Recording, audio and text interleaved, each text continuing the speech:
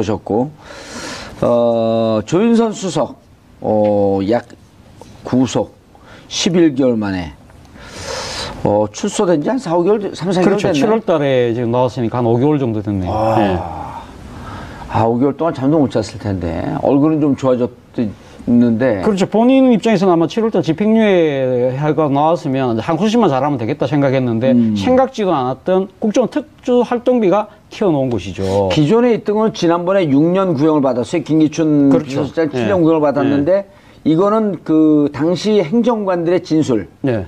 누가 또 박준우 당시 그 앞서 있지만. 전 정무수석의 예. 법정에서 유리한 진술을 해주는 바람에. 예, 진술은 예. 있지만은 그분도 그분은 좀 불리한 진술했죠. 그분은. 1심에서. 그러니까 1심에서는 조윤선 수석에게 상당히 유리한 진술을 했고 진술했다가 항소심에서는 그걸 뒤집었죠. 예. 근데 이제 또 행정관 2명은 여전히 진술을 뒤집지 않고 있기 때문에 그건 이제 50대 50이라고 그렇죠. 봐도 이번 특활비 같은 경우는 그렇죠. 빼박이 아닌가요? 일종의 이거는 뇌물이거든요. 뇌물로 지금 보여지는 거기 때문에 이 부분에 대해서 뭐 지금 앞서 그 지금 문고리 3인방 중에 2사람도 지금 특수활동비 이 지금 수령을 한 것 때문에 구속이 됐지 않습니까? 그렇죠. 그리고 또 지금 안 본 건 이자만. 예, 안 본 건 이자만. 그리고 또 추가적인 혐의가 또 있는 것이죠. 화이트 리스트. 이 정경련에다가 외압을 행사를 해서 정경련이 극우단체들을 극우단체를 지원하는 이러한 그 행위를 한 것도 있기 때문에 사실은 지금 빠져나가기가 쉽지 않아 보입니다. 저는 뭐 법률 전문가는 아니지만 뭐 이렇게 객관적인 일반적인 시민적 상식의 눈잣대로 봤을 때는 저는 빠져나가기 쉽지 않아 보입니다. 야, 이게 지금 검찰은 이 특활비를 받은 것 자체를 뇌물수수로 지금 판단하는 것 같습니다. 예. 그래서 이번에 그렇게 적용해서 영장을 청구를 했고 만약 발부된다고 한다면 기소도 그렇게 할 텐데 중요한 거는 지금 조윤선 전 수석의 어떤 그 항변이죠. 전액 공적인 업무에 썼다.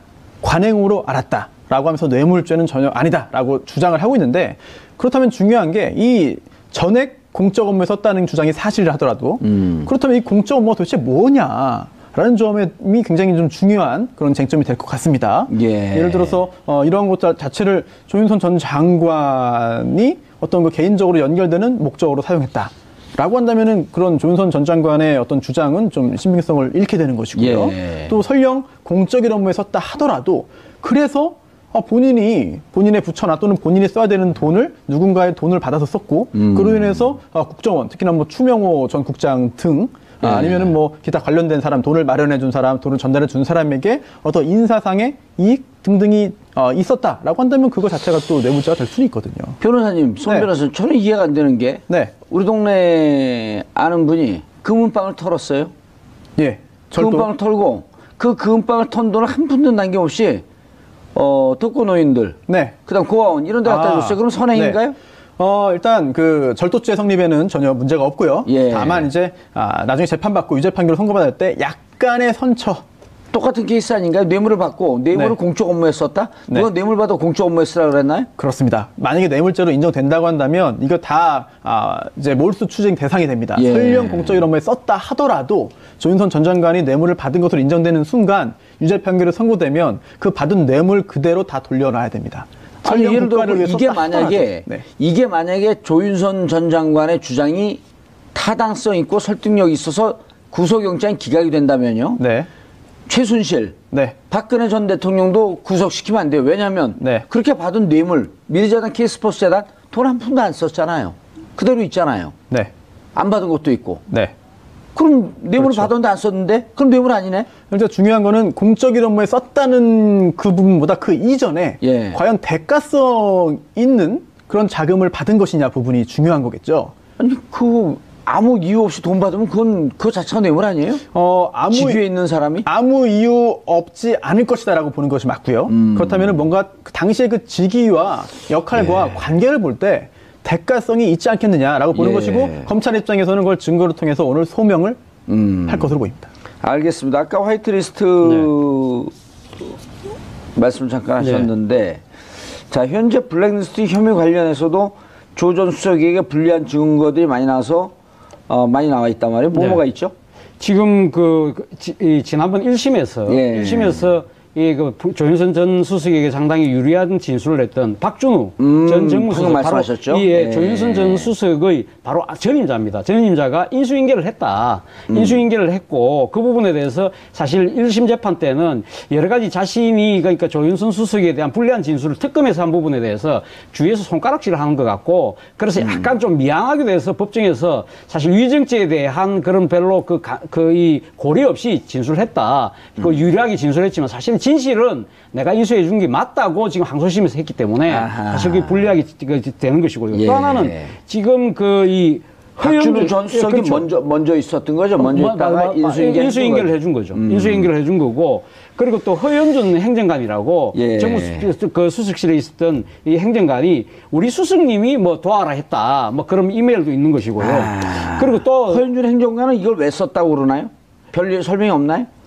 우리 수석은 여기서 조윤선 수석이죠. 조윤선 수석이죠. 이건 이제 화이트리스트와 관련된 것인데 화이트리스트를 집행하는데 실질적인 그 주무 행정관이 허연준 행정관이었거든요. 그 때문에 지금 구속되어 있습니다만은 허연준 행정관 같은 경우가 그 지금 이제 여러 사람들에게 이야기를 하는 과정에서 수석님의 지시에 따라서 자기가 했다는 식의 내용이 그 이메일에 나온다는 것이고요. 또 하나는 지난번 이 정권 교체 이후에 이 청와대 캐비넷에서 문건 나왔지 않습니까? 그 중에 문건에도 상당히 지금 블랙리스트와 관련된 또 여러 가지 불리한 진술들이 포함되어 있다는 것이죠. 예.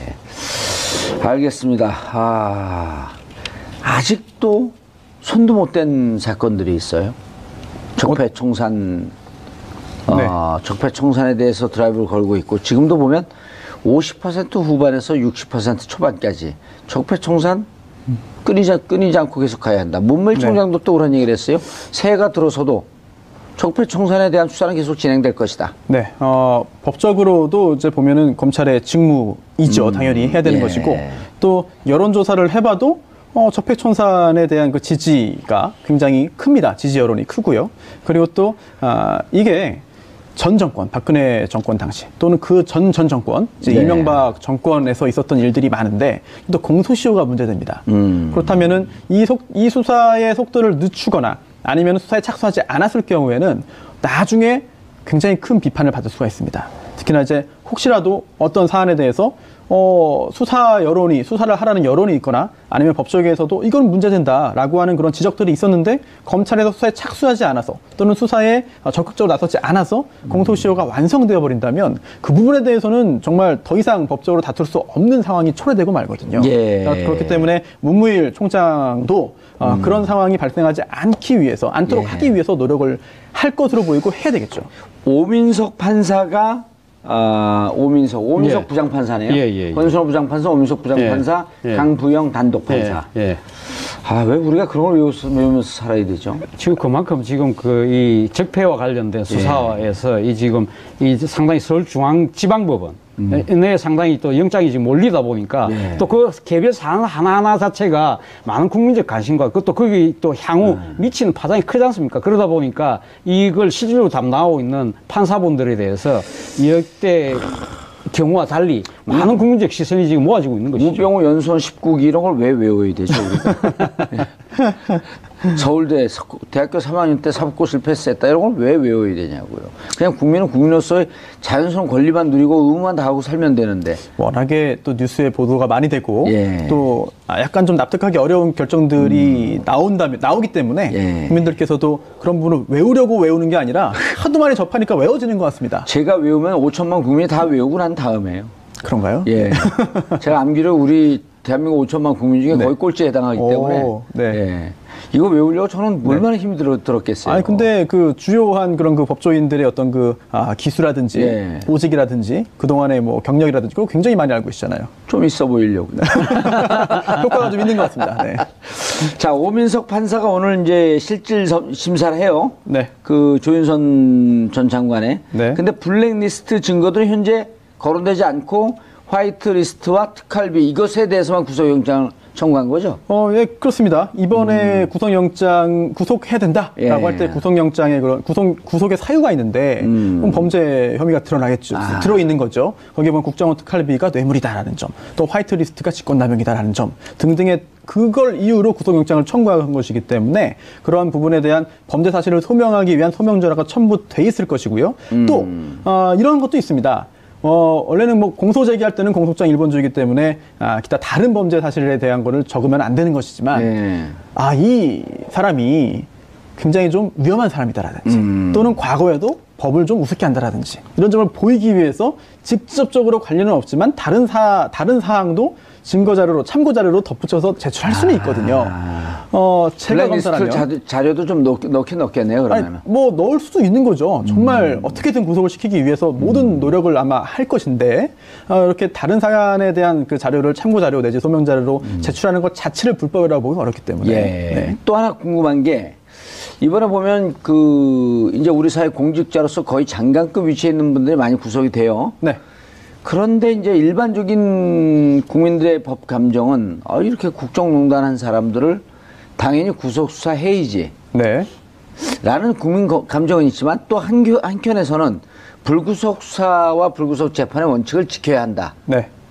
그런데 유독 국정농단 사건에 대해서만 거의 모두 구속영장을 청구하는 이유는 뭔가요? 맞습니다. 지금 말씀하신 대로 불구속 수사와 재판이 원칙입니다. 그런데 예외적으로 구속 사유가 존재하면 구속해야 되는 것인데 이게 유명한 사람 그리고 또 모두가 아는 사람 이런 사람에 대해서는 구속 사유가 강하게 존재한다라고 보는 측면이 있고 또 반대 측면도 있습니다. 왜냐면요. 굉장히 많이 알려진 사람이기 때문에 도주 우려가 없다. 아니 도주 우려가 있거나 또는 증거인멸에 염려가 있어야 되는데 증거도 이미 다 확보됐고 뭐 더 이상 할 게 없다. 그리고 다 모두가 아는 사람인데 출국 금지돼 있고 어디로 도망가겠느냐라고 한다면 불구속 수사 원칙의 어떤 그 근거로 작용할 수 있고요. 반대로 아니 이 사람은 좀 위험하다. 혹시 심적인 어떤 변화가 있거나 또는 뭐 극단적인 선택을 할 수도 있다라고 생각되면은 오히려 본인의 그 피해자의 안전을 위해서 구속영장을 청구하고 발부하는 경우도 있습니다. 그렇기 때문에 구체적인 어떤 뭐 공직자 또는 장관 또는 전 수석 유명한 사람 정치인이라고 해서 하나로 작용하는 것이 아니라 그 상황 그 사람의 성격 지금 진행 정도에 따라 가지고 달라지기 때문에 결국은 객관적인 그런 사정을 다 보기 전까지는 하나의 기준으로 말씀드리기 좀 어려운 측면이 있죠. 사실 뭐 이런 측면도 있는 것 같습니다. 국민의 법 감정이라는 게 있지 않습니까? 그렇죠. 역대 정권에서도 법 감정인 법 감정이라는 것이 뭐 감정법. 그렇죠. 감정법인데 그것이 뭐 이 실체적인 건 아닙니다만 그럼에도 불구하고 사실 역대 정권에서 보면 이런 중요한 정치적 사안들 일과 연루된 사건에 대해서 어떻게 보면 좀 징벌적 형태로 사전구속영장을 발부를 신청을 해서 뭐 미리 좀 이래 좀 이 죄를 단죄를 하는 듯한 그런 효과를 봤던 게 사실이거든요. 그런 부분에 대해서 지금 물론 뭐 문재인 정부가 상당히 국민의 그 기대를 안고 출범했습니다만 그러한 사법적 간행을 하루아침에 바꾸기가 쉽지 않다는 것이죠. 그리고 또 하나는 지금 이 적폐와 관련된 수사 자체가 국민적 공분을 상당히 사고 있는 사안이기 때문에 여기에 대해서 지금 이 법조의 간행이 잘못됐다고 해서 바꾼다는 그 자체가 어떻게 보면 적당하게 수사를 하려고 하는 거 아니냐는 오해를 불러일으킬 수도 있다는 것이죠. 그렇기 때문에 물론 뭐 이 검찰도 나름대로 이 불구속 수사의 원칙은 언젠가는 확립해야 되겠다고 고민은 하겠습니다만은 지금은 적절한 시점은 아니다고 판단할 수밖에 없는 것 같습니다. 그리고 웬만한 사건에 있어서 검찰이 이거 봐라 범죄 범했다라고 할 때 나는 무죄다라고 부인을 하면 사실은 도주의 염려가 사실상 추정이 되는 게 실무입니다. 혹은 증거 인멸을 하려고 하든지. 그렇습니다. 아니 이거 봐라 검찰이 증거 냈는데 무죄를 강하게 강변할 때는 이쯤 되면 도주하려고 그런 거 아닙니까? 그럴 염려가 있다고 판단되는 거죠. 금지한다고 하더라도 국내에서도 도망가면 재판이 이루어지지 않는 거 아니에요? 그렇습니다. 이게 이 원칙이 불구속 수사의 원칙이 당연히 있는 거지만 이 적용이 모든 사람에게 공평하게 평등하게 되고 있느냐라는 점에 대해서는 좀 논란이 있는 거죠. 자, 아까 잠깐 저희가 짚다가 말았는데 새해 넘기는 적폐청산에 대통령께서 한 말씀 하셨어요? 그렇죠. 대통령께서 어제 그 국무위원들하고 송년 만찬을 했습니다. 만찬을 하시는 자리에서 이 올 한 해도 사실 나라를 바로 세우는데 앞장서서 고맙다. 그러면서 내년에도 나라를 나라답게 만드는 일에 좀 더 진력해달라. 그리고 지금 나라를 만드는 일이 단순하게 내년에 끝나는 것이 아니라 이 다음 정권까지 이어져야 된다고 그러는데 지금 대통령께서는 나라를 나라답게 만든다는 그 표현 자체가 사실 어떻게 보면 적폐 이 청산에 대한 의지를 상당히 애둘러서 표현한 것이라고 이렇게 지금 읽혀지는 거거든요. 바로 그 때문에 지금 문재인 대통령이 지금 그 적폐청산 수사가 적폐청산이 어떤 식으로든 계속되어야 된다. 그러면서 또 하나 당부는 이 적폐청산이 적폐청산 그 자체만 머무를 것이 아니라 적폐청산을 통해서 국민의 삶이 좀 더 나아지는 쪽으로 제도적 개선도 이루어져야 된다는 당부도 함께 했습니다. 나라의 시스템과 기강도 바로 그렇죠. 세워야 되고 그리고 이렇게 바로 잡아놓으면 다시 혹시 보수 정권을 간다고 하더라도 다시 역진이 되지 않도록 하는 제도적 장치까지 만들어야 된다는 것이 대통령이 당부했습니다. 그러기 위해서 지금 적폐라고 칭하겠는데요. 수사기관이 수사를 합니다. 경찰, 검찰이죠. 그리고 또 각 부처에서도 내부적으로 TF를 만들어서 진상규명 작업을 하고 있죠. 그런데 이제 외교부 장관 직속으로 이제 그 한일 일본군 위안부 피해자 문제 합의 검토 태스크포스가 만들어져서 이제 그 내부적인 조사를 했는데 조금 전에 이제 결과를 발표했습니다. 내용 보니까 좀 충격적입니다. 피해자의 의견을 충분히 수렴하지 않았다라는 점, 뭐 당연하겠죠. 그리고 또 비공개된 부분이 있다. 또 그 부분에는요, 한국이 해외 소녀상 설치 지원을 하지 않기로 약속을 했다. 그리고 이거를 국민들에게 공개하지 않았다는 거거든요. 이게 내부 TF의 조사 결과 나왔습니다. 그렇다면은 이게 범죄인지 여부는 다음으로 논하더라도 도대체 왜 숨겼나?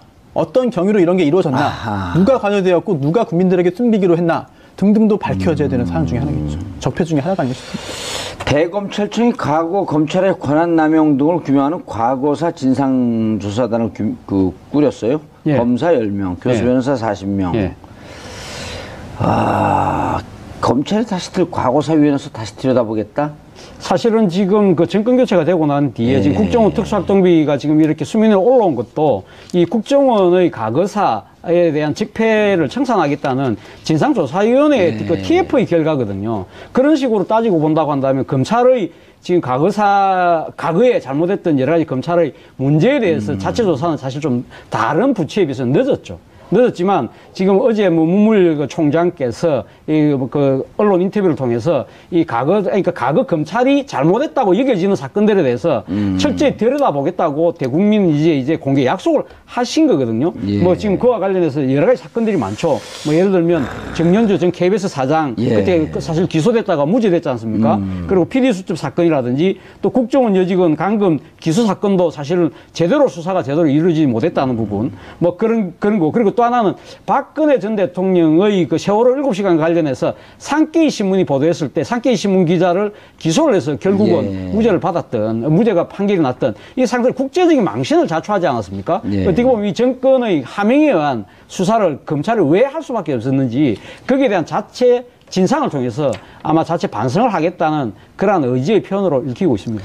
아주 민감한 사안들이에요, 다 근데. 다 하나씩 민감한 사안들이에요. 예. 그것이 과연 검찰 이 독자적인 판단이었느냐. 그렇지 않고 예를 들면 정권의 의지에 의해서 따라서 했다고 한다면 말 그대로 이 검찰권이 정권의 정치적 목적에 의해서 도구로 사용된 그러한 하나의 케이스가 되지 않겠습니까? 아니 주제와 관련 없지만 2015년 12월 28일 위안부 합의할 때 당시 고위급 회담이 별도로 있었던 거 아닌가라고 하는 소문이 돌았는데 결국 그 부분도 드러난 거 아니에요? 그렇죠. 이병규 국정원장이 그때 당시 일본의 국정원장급과 사전에 얘기를 해서 그렇다면 국정원장이 나갈 때는 국정원장이 저거 외교부 윤병수 장관 맡기면 안 되겠어. 이거 내가 좀 해야 되겠는데 하는 것은 국정원장과 윤병수 외교부 장관하고 대등한 관계거든요. 그럼 누군가 위에서 컨트롤 타워에서 지시를 해야지 가능한 거 아니에요? 그때는 국정원장이 아니고 아마 제가 알기로는 대통령 비서실장으로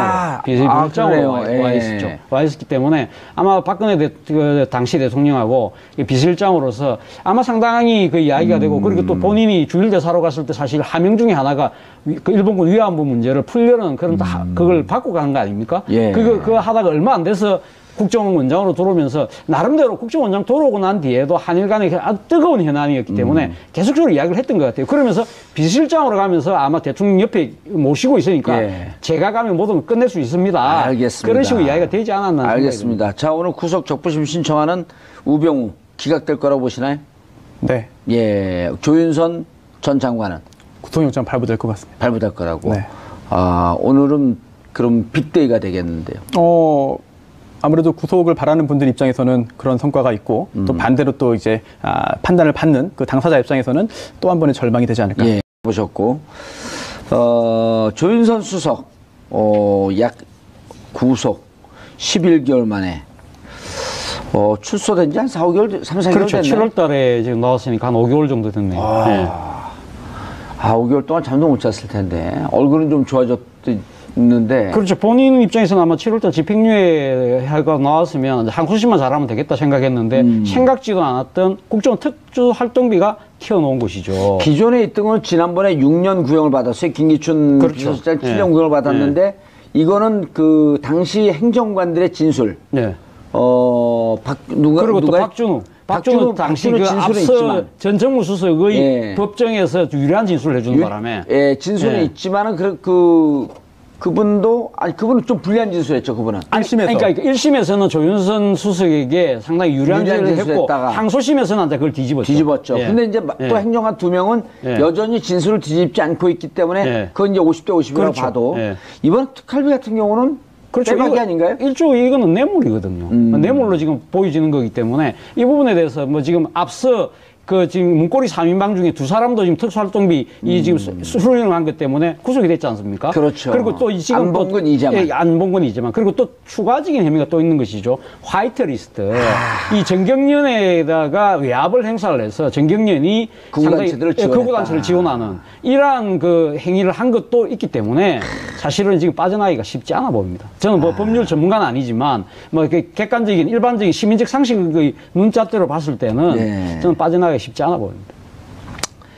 야, 이게 지금 검찰은 이 특활비를 받은 것 자체를 뇌물수수로 지금 판단하는 것 같습니다. 그래서 이번에 그렇게 적용해서 영장을 청구를 했고 만약 발부된다고 한다면 기소도 그렇게 할 텐데 중요한 거는 지금 조윤선 전 수석의 어떤 그 항변이죠. 전액 공적인 업무에 썼다.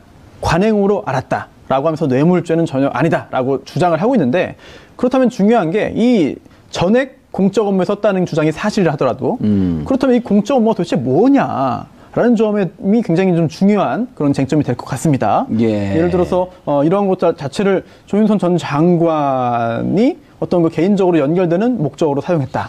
라고 한다면은 그런 조윤선 전 장관의 어떤 주장은 좀 신빙성을 잃게 되는 것이고요.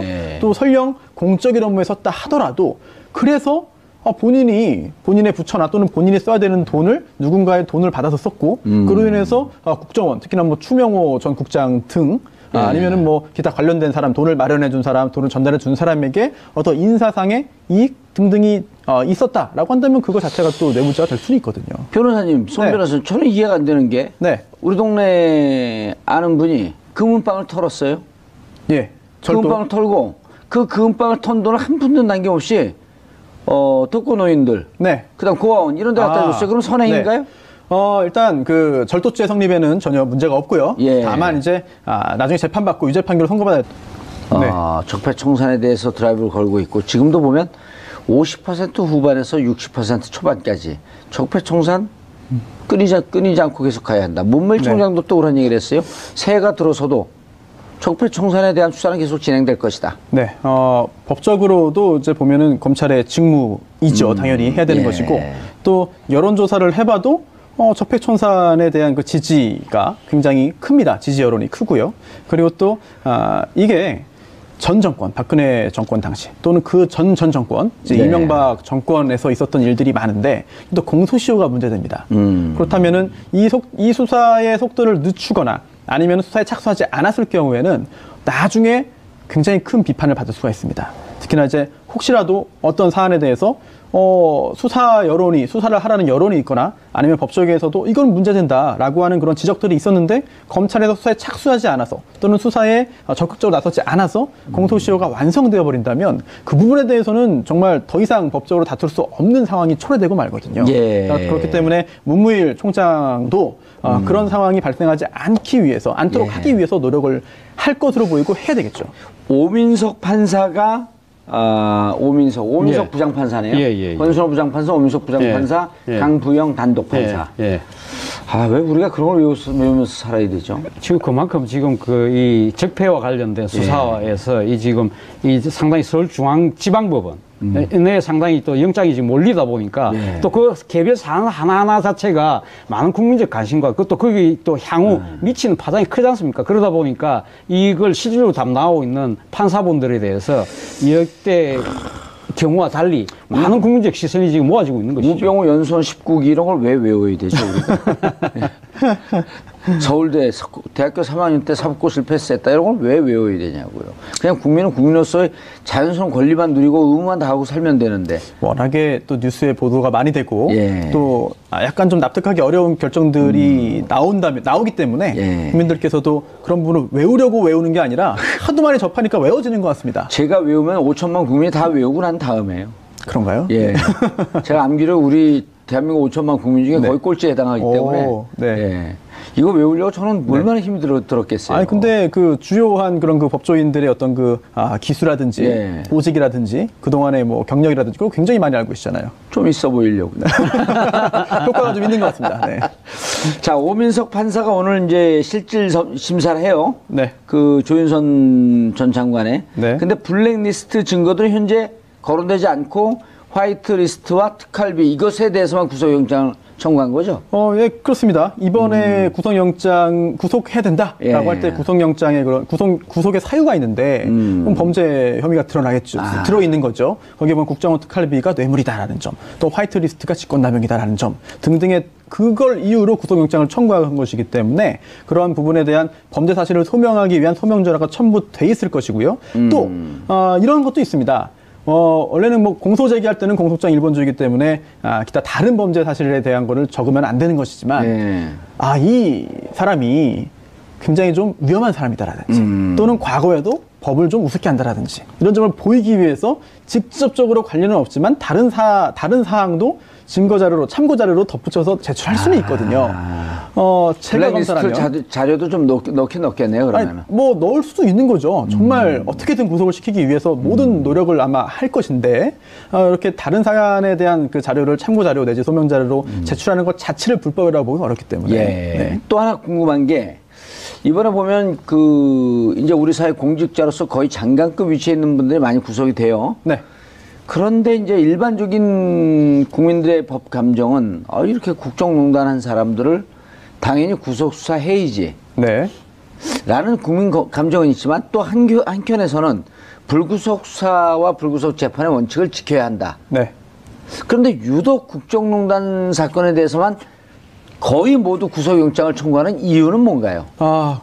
맞습니다. 지금 말씀하신 대로 불구속 수사와 재판이 원칙입니다. 그런데 예외적으로 구속 사유가 존재하면 구속해야 되는 것인데 이게 유명한 사람 그리고 또 모두가 아는 사람 이런 사람에 대해서는 구속 사유가 강하게 존재한다라고 보는 측면이 있고 또 반대 측면도 있습니다. 왜냐면요. 굉장히 많이 알려진 사람이기 때문에 도주 우려가 없다. 아니 도주 우려가 있거나 또는 증거인멸에 염려가 있어야 되는데 증거도 이미 다 확보됐고 뭐 더 이상 할 게 없다. 그리고 다 모두가 아는 사람인데 출국 금지돼 있고 어디로 도망가겠느냐라고 한다면 불구속 수사 원칙의 어떤 그 근거로 작용할 수 있고요. 반대로 아니 이 사람은 좀 위험하다. 혹시 심적인 어떤 변화가 있거나 또는 뭐 극단적인 선택을 할 수도 있다라고 생각되면은 오히려 본인의 그 피의자의 안전을 위해서 구속영장을 청구하고 발부하는 경우도 있습니다. 그렇기 때문에 구체적인 어떤 뭐 공직자 또는 장관 또는 전 수석 유명한 사람 정치인이라고 해서 하나로 작용하는 것이 아니라 그 상황 그 사람의 성격 지금 진행 정도에 따라 가지고 달라지기 때문에 결국은 객관적인 그런 사정을 다 보기 전까지는 하나의 기준으로 말씀드리기 좀 어려운 측면이 있죠. 사실 뭐 이런 측면도 있는 것 같습니다. 국민의 법감정이라는 게 있지 않습니까? 그렇죠. 역대 정권에서도 법감정인 법감정이라는 것이 뭐 감정법 그렇죠. 감정법인데 그것이 뭐 이 실체적인 건 아닙니다만 그럼에도 불구하고 사실 역대 정권에서 보면 이런 중요한 정치적 사안들과 연루된 사건에 대해서 어떻게 보면 좀 징벌적 형태로 사전구속영장을 발부를 신청을 해서 뭐 미리 좀 이래 좀 이 죄를 단죄를 하는 듯한 그런 효과를 봤던 게 사실이거든요. 그런 부분에 대해서 지금 물론 뭐 문재인 정부가 상당히 국민의 그 기대를 안고 출범했습니다만 그러한 사법적 간행을 하루아침에 바꾸기가 쉽지 않다는 것이죠. 그리고 또 하나는 지금 이 적폐와 관련된 수사 자체가 국민적 공분을 상당히 사고 있는 사안이기 때문에 여기에 대해서 지금 이 법조의 간행이 잘못됐다고 해서 바꾼다는 그 자체가 어떻게 보면 적당하게 수사를 하려고 하는 거 아니냐는 오해를 불러일으킬 수도 있다는 것이죠. 그렇기 때문에 물론 뭐 이 검찰도 나름대로 이 불구속 수사의 원칙은 언젠가는 확립해야 되겠다고 고민은 하겠습니다만은 예. 지금은 적절한 시점은 아니라고 판단할 수밖에 없는 것 같습니다. 그리고 웬만한 사건에 있어서 검찰이 이거 봐라 범죄 범했다라고 할 때 나는 무죄다라고 부인을 하면 사실은 도주의 염려가 사실상 추정이 되는 게 실무입니다. 혹은 증거 인멸을 하려고 하든지. 그렇습니다. 예. 아니 이거 봐라 검찰이 증거 냈는데 무죄를 강하게 예. 강변할 때는 이쯤 되면 도주하려고 그런 거 아닙니까? 그럴 염려가 있다고 판단되는 거죠. 금지한다고 하더라도 국내에서도 도망가면 재판이 이루어지지 않는 거 아니에요? 그렇습니다. 이게 이 원칙이 불구속 수사의 원칙이 당연히 있는 거지만 예. 이 적용이 모든 사람에게 공평하게 평등하게 되고 있느냐 알겠습니다. 라는 점에 대해서는 좀 논란이 있는 거죠. 자, 아까 잠깐 저희가 짚다가 말았는데 새해 넘기는 적폐청산에 대통령께서 한 말씀 하셨어요. 그렇죠. 대통령께서 어제 그 국무위원들하고 예. 송년 만찬을 했습니다. 만찬을 하시는 자리에서 이 올 한 해도 사실 나라를 바로 세우는데 앞장서서 고맙다. 그러면서 내년에도 나라를 나라답게 만드는 일에 좀 더 진력해달라. 그리고 지금 나라를 만드는 일이 단순하게 내년에 끝나는 것이 아니라 이 다음 정권까지 이어져야 된다고 그러는데 지금 대통령께서는 나라를 나라답게 만든다는 그 표현 자체가 사실 어떻게 보면 적폐 이 청산에 대한 의지를 상당히 애둘러서 표현한 것이라고 이렇게 지금 읽혀지는 거거든요. 바로 그 때문에 지금 문재인 대통령이 지금 그 적폐청산 수사가 적폐청산이 어떤 식으로든 계속되어야 된다. 그러면서 또 하나 당부는 이 적폐청산이 적폐청산 그 자체만 머무를 것이 아니라 적폐청산을 통해서 국민의 삶이 좀 더 나아지는 쪽으로 제도적 개선도 이루어져야 된다는 당부도 함께 했습니다. 나라의 시스템과 기강도 바로 그렇죠. 세워야 예. 되고 그리고 이렇게 바로 잡아놓으면 다시 혹시 보수 정권을 간다고 하더라도 다시 역진이 되지 않도록 하는 제도적 장치까지 만들어야 된다는 것이 대통령이 당부했습니다. 그러기 예. 위해서 지금 적폐라고 칭하겠는데요. 수사기관이 수사를 합니다. 경찰, 예. 검찰이죠. 그리고 또 각 부처에서도 내부적으로 TF를 만들어서 진상규명 작업을 하고 있죠. 그런데 이제 외교부 장관 직속으로 이제 그 한일 일본군 위안부 피해자 문제 합의 검토 태스크포스가 만들어져서 이제 그 내부적인 조사를 했는데 조금 전에 이제 결과를 발표했습니다. 내용 보니까 좀 충격적입니다. 피해자의 의견을 충분히 수렴하지 않았다라는 점, 뭐 당연하겠죠. 그리고 또 비공개된 부분이 있다.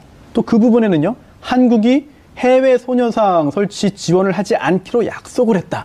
그리고 이거를 국민들에게 공개하지 않았다는 거거든요. 이게 내부 TF의 조사 결과 나왔습니다. 그렇다면은 이게 범죄인지 여부는 다음으로 논하더라도 도대체 왜 숨겼나? 어떤 경위로 이런 게 이루어졌나? 아하. 누가 관여되었고 누가 국민들에게 숨기기로 했나? 등등도 밝혀져야 되는 사항 중에 하나겠죠. 적폐 중에 하나가 아닌가 싶습니다. 대검찰청이 과거 검찰의 권한남용 등을 규명하는 과거사 진상조사단을 꾸렸어요. 예. 검사 10명, 교수 예. 변호사 40명. 예. 검찰이 다시 들 과거사 때 약간의 선처. 똑같은 케이스 아닌가요? 뇌물을 받고 뇌물을 네. 공적 업무에 썼다? 네. 누가 뇌물 받아 공적 업무에 쓰라 그랬나요? 그렇습니다. 만약에 뇌물죄로 인정된다고 한다면 이거 다 이제 몰수 추징 대상이 됩니다. 예. 설령 공적인 업무에 썼다 하더라도 조윤선 전 장관이 뇌물을 받은 것으로 인정되는 순간 유죄 판결이 선고되면 그 받은 뇌물 그대로 다 돌려놔야 됩니다. 아니, 설령 예를 들어 국가를 위해 이게 썼다 만약에 하더라도. 네. 이게 만약에 조윤선 전 장관의 주장이 타당성 있고 설득력이 있어서 구속영장이 기각이 된다면요. 네. 최순실, 네. 박근혜 전 대통령도 구속시키면 안 돼요. 왜냐하면 네. 그렇게 받은 뇌물, 미래재단, K스포츠 재단 돈 한 푼도 안 썼잖아요. 그대로 있잖아요. 네. 안 받은 것도 있고. 네. 그럼 뇌물을 그렇죠. 받았는데 안 썼는데? 그럼 뇌물 아니네? 그러니까 중요한 거는 공적인 업무에 썼다는 그 부분보다 그 이전에 예. 과연 과연 대가성 있는 그런 자금을 받은 것이냐 부분이 중요한 거겠죠. 아니, 아무 이유 없이 돈 받으면 그거 자체가 뇌물 아니에요? 직위에 있는 사람이? 아무 이유 없지 않을 것이다라고 보는 것이 맞고요. 그렇다면 뭔가 그 당시의 그 직위와 역할과 관계를 볼 때 대가성이 있지 않겠느냐라고 보는 것이고 검찰 입장에서는 그걸 증거를 통해서 오늘 소명을 할 것으로 보입니다. 알겠습니다. 아까 화이트리스트 말씀 잠깐 하셨는데 자, 현재 블랙리스트 혐의 관련해서도 조 전 수석에게 불리한 증거들이 많이 나와서 많이 나와 있단 말이에요. 뭐가 있죠? 지금 지난번 1심에서 그 조윤선 전 수석에게 상당히 유리한 진술을 했던 박준우 전 정무수석 말씀하셨죠? 바로 예, 조윤선 전 수석의 바로 전임자입니다. 전임자가 인수인계를 했다. 인수인계를 했고 그 부분에 대해서 사실 1심 재판 때는 여러 가지 자신이 그러니까 조윤선 수석에 대한 불리한 진술을 특검에서 한 부분에 대해서 주위에서 손가락질을 하는 것 같고 그래서 약간 좀 미안하게 돼서 법정에서 사실 위증죄에 대한 그런 별로 이 고려 없이 진술을 했다. 그 유리하게 진술했지만 사실은 진실은 내가 인수해 준 게 맞다고 지금 항소심에서 했기 때문에 사실 그게 불리하게 되는 것이고요. 예. 또 하나는 지금 박준우 전 수석이 그렇죠. 먼저 있었던 거죠. 먼저 있다가 인수인계를 해준 거죠. 인수인계를 해준 거고 그리고 또 허연준 행정관이라고 예. 정부 그 수석실에 있었던 이 행정관이 우리 수석님이 뭐 도와라 했다. 뭐 그런 이메일도 있는 것이고요. 그리고 또 허연준 행정관은 이걸 왜 썼다고 그러나요? 별 설명이 없나요? 우리 수석은 여기서 조윤선 수석이죠. 조윤선 수석이죠. 이건 이제 화이트리스트와 관련된 것인데 화이트리스트를 집행하는데 실질적인 그 주무 행정관이 허연준 행정관이었거든요. 예. 그 때문에 지금 구속되어 있습니다만은 허연준 행정관 같은 경우가 그 지금 이제 여러 사람들에게 이야기를 하는 과정에서 수석님의 지시에 따라서 자기가 했다는 식의 내용이 그 이메일에 나온다는 것이고요. 또 하나는 지난번 이 정권 교체 이후에 이 청와대 캐비넷에서 문건 나왔지 않습니까? 그 중에 문건에도 상당히 지금 블랙리스트와 관련된 또 여러 가지 불리한 진술들이 포함되어 있다는 것이죠. 예. 알겠습니다. 아직도 손도 못 댄 사건들이 있어요. 적폐청산